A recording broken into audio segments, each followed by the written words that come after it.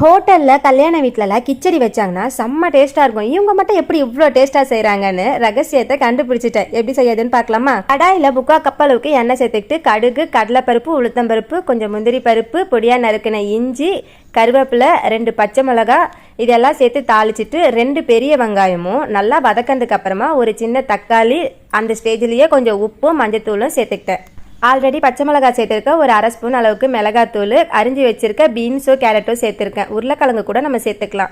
ஒரு 5 நிமிஷம் அந்த எண்ணெயிலேயே காய்கறி வதக்கினதுக்கு அப்புறமா நான் வந்து 2 கப்பு ரவை எடுத்திருக்கேன். இதையும் ஒரு 5 நிமிஷம் அந்த காய்கறியோட சேர்த்து நல்லா வறுத்துக்கிட்டேன். ஹோட்டலில் கொடுக்குற மாதிரி அதே அளவுக்கு டேஸ்ட் வேணும்னா இன்னும் கூட கொஞ்சம் எண்ணெய் சேர்த்துக்கலாம். நான் வந்து 1 கப்பு ரவைக்கு 3 கப்பு தண்ணி எடுத்திருக்கேன். எல்லாத்தையும் நல்லா மிக்ஸ் பண்ணி விட்டுட்டு ஸ்டவ்வை மீடியம் ஃப்ளேமில் வச்சு இந்த மாதிரி மூடி விட்டுக்கிட்டேன். அடிக்கடி ஓப்பன் பண்ணி கிளறி விடணும், இல்லைனா வந்து அடி பிடிச்சிக்கும்.